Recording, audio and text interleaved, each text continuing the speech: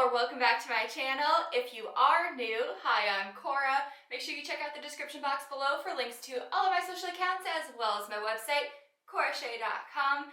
And let's jump into the video because today I am taking you with me as I set up for a new week. I think it is so important to start your week successfully by taking either Sunday or Monday or even the Friday before, whatever works for you, and taking a chunk of the day, really organize your week and set yourself up for success so you know what needs to get done and you get some of those tasks that you don't really like to do out of the way, things like that. I want to take you along with me to show you what I do to set up my week for success. First, foremost, definitely the most important thing, I set up my weekly planner. I use the Erin Condren Life Planner. I have an entire video on how I generally set it up, like I set it up for the year. I will link that below. Go check that out if you don't have a planner that you're actively using or you want to set yours up better or something like that. So, I don't do anything too crazy with my planner. I don't do very many stickers or anything like that. Sometimes I throw some fun ones in there if I'm feeling a little bit extra that week, but in general, I do a pretty simple layout, but I'm going to walk you through a couple of the things that I do. Some of it I cannot show you due to like personal safety reasons and things like that, but in general, I'm going to walk you through. I'm actually going to pull open next week's because it's totally blank and kind of walk you through some of this first. So this is what the kind of main weekly spread of the Erin Condren Life Planner looks like. So as you can see, there's 3 main boxes here, and then these little chunks down here. They're just little lines. You can do whatever you want with this, of course, but here's how I set it up. Up here, I do my personal work for my business. You know, I do my YouTube, my blog, social accounts, a lot of Pinterest work, SEO work, anything like that is right there. Right here is a combination of sponsored work that I do for my site, as well as client work that I do, any marketing, and I have some freelance side of that, so any of that is right there. And then on the bottom, in this section, is personal life. That could be appointments, it could be different personal goals, anything, you know, related to my dog or the household, anything like that goes into the bottom one. That's the setup that works for me. I know that I have a job that kind of has a weird setup on it, so yours might look very different. I know a lot of people maybe work, personal kids could work, anything like that. And then on the bottom here, I use this for planning my health and fitness goals and the plan for the week, so to speak. And then over here, I make a weekly to-do list. Weekly to-do lists are so important. If your planner does not have a weekly to-do list area or an area that works well for that, I have a free printable weekly to-do list that you can use. I will link that below. I'm showing you here the June 2021 page rather than the May. That's because the May one does have some personal information on it that I definitely am not supposed to share on the internet. So I'm just going to show you this one. But what I do is I use each of these 4 boxes, which are blank, which I love. That is one of my favorite parts of this planner, is that it's not too specific. Like a lot of planners have like shows I'm watching and books I'm reading, which is great if that's what you want. But chances are you don't want those exact boxes. So I love this about this planner. Anyways, back on topic. I set 4 different types of goals here. I have goals for clients, I have personal goals, I have content production goals, and then I have more like views and monetary goals down here.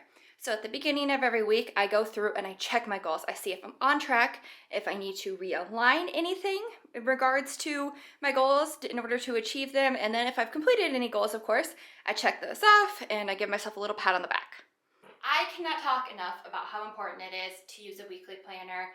A couple of the big reasons are it helps make sure that you are not missing deadlines and that you're getting everything in on time. It helps keep you on track and aligned. I know I just briefly talked about that as well, but it makes sure that you're staying on track with your goals so that if you need to change any of your actionable steps that week in order to achieve your goals, you can do that. And then it also just keeps everything visual in one place. I am someone who definitely recommends just using one planner if at all possible. I've tried to use 2 different planners before, like one for personal things and one for work. One time I tried to split it all up weird with like my content side of things and then my client work. It doesn't work for me. And maybe it does for you, but I'm showing you what works the best for me is to have everything in one planner, because then I can just look at everything. I can look it over every single morning, which I also recommend doing, and it really helps me stay organized and stay on.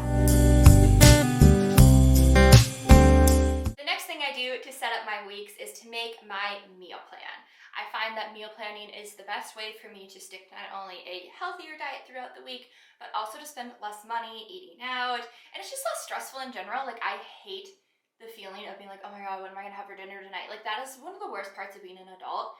Like, I miss when my mom would just obviously tell me what we're having for dinner every night. I don't like having to choose it the day of. It's too stressful for me. So, meal planning. I do not do anything too complicated here. I do meal plan for just myself. Sometimes I'll coordinate it in with my fiance, but I am a vegetarian and he is not. So our meals don't always overlap all that well. Sometimes we'll make, like, say, quesadillas and he'll put chicken in his and I won't have any in mine. Of course, in general, I try to go through and I make a meal plan for what I want to eat for breakfast, lunch, and dinner that week. And then if any of the dinners specifically are something that could be made with meat in them, then I'll try to get my fiance involved and see if he wants to do a meat and meat-free version of that meal. And then here is the best thing. If you're in a household, especially in a situation like mine where you do have different dietary restrictions or everyone doesn't eat the same thing, we have an app called Our Groceries. I'll put like the spelling of it here, no space, Our Groceries. And you can link accounts. So I have the app on my phone, my fiance has it on his phone, and he has an Android and I have an iPhone, and that works totally fine. It's not a problem. And we have different grocery lists. Like, we have our Costco list. We have a list for when we want to go to Trader Joe's, which we go to like once a month, just kind of fill things in. And then we have like our standard grocery list. And it's so helpful because I can add things, he can add things. And I know that obviously, like, you can put a note on the, you know, grocery list on the fridge, but I love that, like, I can just be sitting at my desk and I can be like, oh my gosh, wait, we totally need lettuce or whatever. And I can just grab my phone and type it in and add it to the list. And then my fiance can see what I'm getting for groceries that week. So he knows that if whether or not he needs to add something based on I'm getting it or not. It is fantastic. It is one of the best things to actually stick to grocery planning and meal planning, in my opinion. It has been so insanely helpful. This is not sponsored or promoted or anything at all. And we use the free plan. I know there's an upgraded version, but we just use the free plan. I just seriously love this app. Check it out. Next up is chores. My least favorite part of setting my week up for success. So I'm gonna walk you through the things that I do around the house and chore related. Maybe chores isn't the right word there, just generally for the house. First, I am going to clean up my desk. That's one of the best things that I like to do at the beginning of every single week is get my desk area organized and cleaned up, because right now it is kind of chaotic. So I'm gonna take you with me. Does this not stress anyone else out? Like, I can't work unless my work area is cleaned up. So I am going to go ahead and just collect papers, things like that. Oh look, wow, I had a paper clip just sitting here. How perfect. I have things that I have purchased over the week that are just piled up. I had a bunch of cardstock because I have to start printing things for wedding related things. Like, I'm making my bridesmaid proposal boxes and I'm using these. This is really random, but this, I hope I didn't blind anyone there. This is a little sunlight thing that like mocks light if it's like you're not getting enough natural light during the day. Super recommend. I no longer need this Post-it note, so that is going to go into my recycling bin. This is my recycling bin. It's so cute. I don't really ever have any trash in my office. Like, it's just papers that I need to recycle. So I don't have a trash can in my office. I just have this little thing. I will try to link this below if it's from Amazon. It actually came in a set of 3, and this is the smallest one. The 2 bigger ones I use for dog toys. They work great.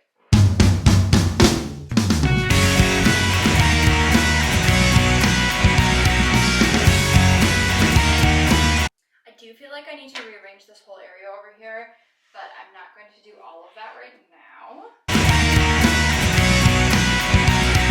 Anyone has any tips for coordinating the cord chaos over here? Let me know in the comments. But other than that, it's obviously not perfect. I do need storage. I have no storage in this entire office. I love my office, but there is no storage other than what's in the desk, and it's pretty limited and it's taken up with like things like my printer.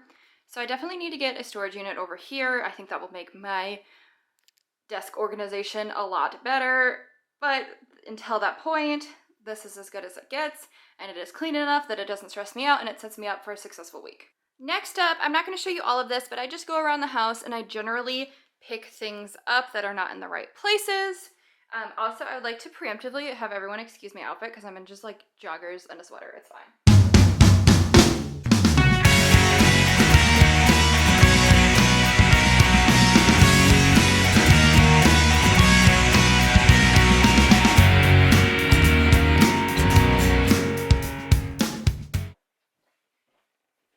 And like I said, nothing too complicated. I just go through the house and I pick up little things like that all throughout the house. It only takes like 45 minutes if I do it every week. If I like skip a couple weeks, then I watch everything build up and then all of a sudden it takes like 5 hours. And my goal in life is always to never have to clean for 5 hours straight. Last but certainly not least, please excuse the chaos of this laundry room and the lighting, but I just get caught up on laundry.